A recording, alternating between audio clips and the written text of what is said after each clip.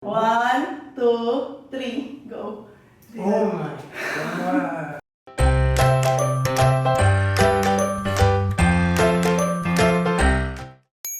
Hi, this is Elle and welcome to another makeover. Special tong makeover natin ngayon dahil ito yung ating very first budget makeover. Andito ako ngayon sa 35 square meter na unit, pero ang gagawin lang natin is tong living, dining, and yung kitchen space niya. So siguro around 20 plus tong area na to. And ang budget para i-update tong space na to is 25,000 pesos. Ang sabi ko nga is pag budget makeover, at least kailangan meron na kayo mga basic na furniture. Parang dito meron siyang sofa, dining, and ibang gamit. Ang kailangan natin gawin is mabigyan ng buhay, personality, and ma-decorate natin tong space within that budget. Excited ako para dito sa look nitong space na to. Kasi ang gusto ni client is black, navy blue, very medyo industrial yung look. Samahan nyo akong i-makeover tong space na to. But before we start, please do subscribe to my channel for more home makeover, design tips, DIYs, and you may also follow me on Instagram. Halika, tutur ko muna kayo ngayon dito and share ko kung ano yung mga plano namin. Ito na siya, dining, yun yung living niya. For this whole kitchen, yan, iba-black namin yan. Decent na shoe storage, may navy blue kaming accent, pinag-iisipan pa namin saan,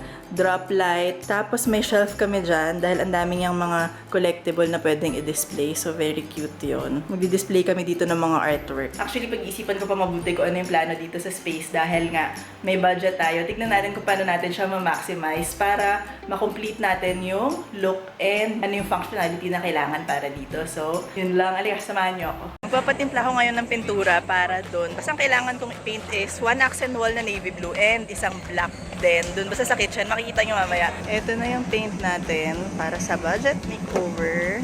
Ito yung navy blue. Ganda. So, ito yung ating black. Yes. Exciting. Tapos na ako sa baba mag-shop ng mga kailangan para dun sa pag-makeover natin. And nandito ako ngayon sa taas ni Wilcon dahil naghanap ako ng decor na medyo mura lang. And may nakita ako sobrang cute. Sakto kailangan namin ng mirror. Ayan. Meron pang sabit na ganyan. And 800 lang siya. So, bibili ako ng dalawa. Tignan natin kung saan natin siya pwedeng ilagay. Tomorrow na kami gagawa dun sa ating budget makeover. So far, ang mga nagawa na namin is nag-shop ako ng mga second-hand na items. Tapos yun, pinadeliver na namin. Yung iba i-deliver ngayon. Tapos, for the decor naman, nag-shopping na rin ako ng mga materials, ganyan. Meron tayong isang DIY na i-share ko sa inyo ngayon. Dahil si client, mahilig siya mag-travel. Ang gusto niya i-display is mga subway na map. So, nag-send siya sa akin ng mga files. Tapos, pinaprint ko. Naisip ko na feeling ko bagay pa rin dun sa team na industrial, which is ito. Nagpa-print ako ng 3 ganito. Nagpa-cut ako nitong plywood na 1/4 lang. Ayan, manipis lang yan. Tapos, pinastain ko ng walnut and ayan, ididikit natin to dito bago ihahang. Meron siyang parang frame na kahoy, pero sa totoo, hindi naman tayo nagpa-frame and sobrang mura lang nito. Andito na kami ngayon sa unit and ayan, pinaprep na nila yung mga ibang gamit, tinatago na namin. Tapos yun, pipinturahan, maglalagay kami ng ilaw and kung ano na pa, so hopefully nga by before 4 PM tapos natin. Aya? 4 PM.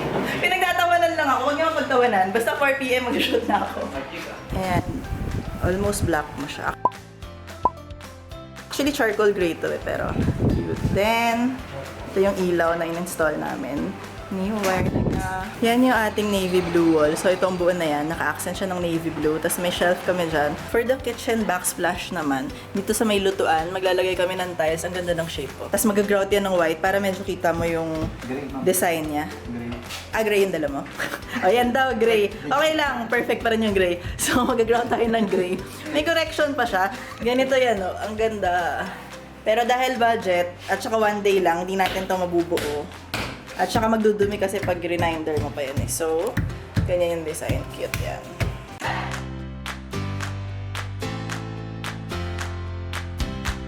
Yan yung aming DIY na framework. Yung pinakita ko sa inyo kanina ng mga subway map. So, dinidikit lang namin siya ngayon.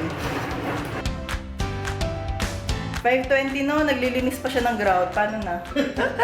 So, in 5 minutes, i-reveal ko na sa inyo tong unit. Excited na ako kaso gabi na. Finally, tapos na namin tong budget makeover and actually medyo late na, madilim na. Bilisan na natin, so itutur ko na kayo ngayon dito sa bagong gawang unit.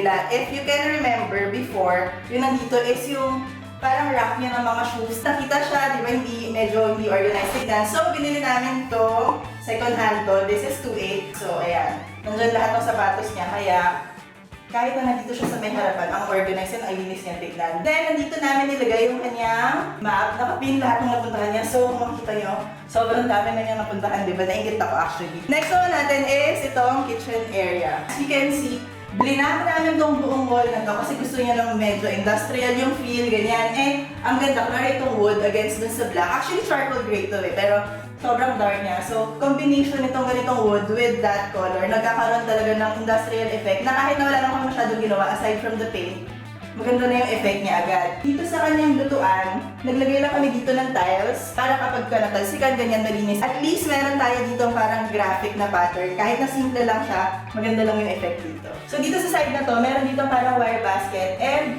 itong sabitan. So pwede siya dito magsabit ng mga cooking utensils niya. Dito pwede siya maglagay ng mga kung ano man kasi dito sa kitchen na to, very kulang talaga yung storage niya. Kaya important na kahit na yung simple lang na ganito, malagyan namin ng storage. Naglagay din pala kami dito kasi yung ilaw namin, nilipat namin. So, syempre kailangan yung kitchen, meron siyang light. Kaya naglagay kami dito ng E5 para maliwanag tong area niya. Pinakamalaking dinagdag namin na storage dito sa kitchen is itong cabinet na to. We bought this for 4-5. Second hand din siya. Pero sabi useful kasi ang dami naming malalagay. Pero siya drawer kasi before, yung dun sa existing yung kitchen, wala talaga siyang drawer, konti lang yung storage. Kaya perfect to dito. Dito sa kanyang dining area naman, niretain natin to of course yung kanyang dining table. Kasi maganda naman siya, very simple lang siya. Pero bagay siya dito sa space niya. And nilagyan natin itong dining light na nakahang above sa table niya para at least medyo mukhang may separate dining area kahit na totoo isang malaking space lang naman to. So, very ano pa rin siya, simple, industrial lang yung style niya and 1,000 din lang yan. So, okay. Dami ko favorite dito. Pero isa to sa sobrang gusto ko kasi 800 pesos lang tong dalawang mirror na to. Pero nandiyan very industrial. And pinint namin tong isang buong wall na to ng navy kasi sobrang gusto niya ng navy blue. Tapos yun, sabi niya, gusto ko katulad ng wall niya dun sa tiny house, ganyan. Kaya sabi ko, sige, lalagay natin yan doon sa unit mo. Kaya dito namin siya linagay. And itong mga mirror, nilagay namin sa harap ng dining space kasi sabi nila, di ba? Kapag naglagay ka ng mirror sa may dining space mo, mas maswerte, dumudoble yung food, ganyan. So, perfect din to kasi yung height niya is kita yung itsura mo, di ba? So, ayan, maganda dito, pang mukha. Dito naman sa isa is yung pang body. Ayun, wala. Naaliw lang talaga ako dito sa mirror na to dahil sobrang love ko siya. Ito yung existing na topiary, para at least may greenery tayo dito ng konti. Hindi kami nakapagdagdag ng iba kasi may budget tayo, pero yun, perfect siya dito in between the living and dining space.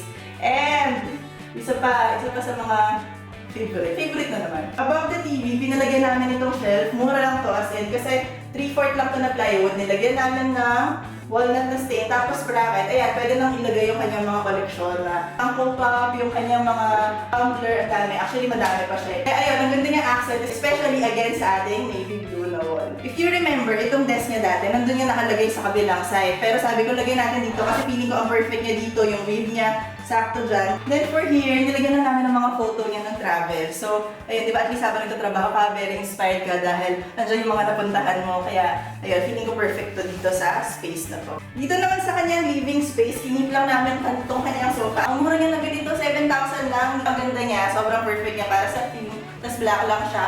Ito, dinagdag namin na additional na mga cover. Ayan, travel theme na siya.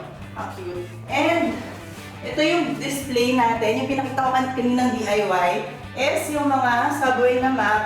Then, ito yung wood na nilagay natin. So, itong kahoy na to, bagay naman siya dun sa shelf, dun sa tapat niya. Sobrang simple lang niyang gawin. Sobrang mura lang niya. Pero, na-feel niya talaga yung space. Nagkaroon ng focal point dito sa sofa. Tapos, nandyan pa yung very special sa kanya tong mga map na to. So, kunwari kayo, meron kayong gustong i-display sa bahay niyo, hindi naman kailangan mahal. Pwede rin kayo mag-DIY ng mga ganyan. Tapos, magiging special pa yun and custom talaga para sa inyo. And ito, binili namin tong coffee table niya is, ano to, 1 lang to kahoy. Meron pa siya ang storage dito. Diba? Marami ka pang pwedeng malagay sa kanya. So, very useful niya para dito sa small space.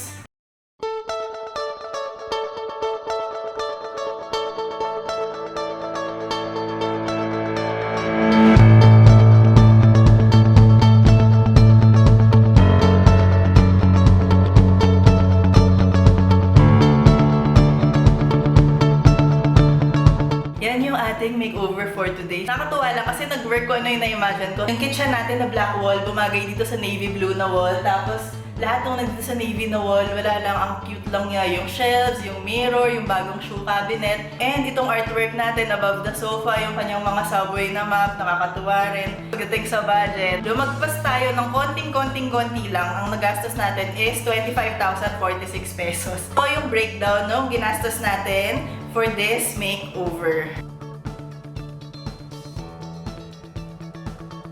Kunwari, meron kayong mga save na budget, ganyan. Ganito yung pwede yung gawin sa kanya. Mabili kayo kunwari ng mga second hand and paint. Sobrang laki na magagawa ng pintura para i-change yung look ng space nyo. Para sa amount na yun, meron tayong 5 na furniture, tapos meron tayong built-in na shelf dyan na pinagawa natin, and paint and mga decorations. So, ayun lang. Pagdating na si client, iso-surprise natin siya. Pero sa ngayon, please do subscribe to my channel for more home makeover, design tips, advice, DIY, and mga budget makeover. And you may also follow me on Instagram. So, ayun, antayin na lang natin siya. And hopefully, magustuhan niya to ang ginawa namin sa unit niya. Ticket! Siya yung owner. Wait lang. So, naalala niyo, na-imagine niyo kung ano yung itsura nito before. Natatandaan niyo lang. Sa count ng 3 ha. 1, 2, 3, go. Oh my God. Ito pa, yung kitchen. Oh, nakatili ko. Sinama mo siya, Miss Elle? Yes. Nagmukha na siyang kitchen kasi na po. Ayun na ako ang kitchen. Siyempre, nilipat natin yung light. Yeah. Kaya, naglagay niya ako dito para at least functional siya. Maliwanag ka pa rin pag nag-work ka dito. Diba? So, ayan. Hindi ka nasambay ka na siya. Hindi pa tayo tapos. May Naiyak ka? Yeah. Oh. Hindi ko na-expect. Anong Ganito siya. happy ka naman. Sobra. Tagal niya ako kinulit. Like last year pa tayo nag-usap, di ba? Message parang July hanggang December. Tapos sabi ko, finally mag-budget makeover na tayo. Ito na. Happy ka naman. Sobra. Thank you. So, maglalagay na ako ng picture mo dito. Ay, sige. Pagsasendan kita. Alayo na alay. Dadasalan ko gabi-gabi. Oo, yun. Marami kong gusto. Yun lang. So, happy ako dahil happy siya. Yun naman importante dito. Basta happy. Ako, alam. Thank you. Bye!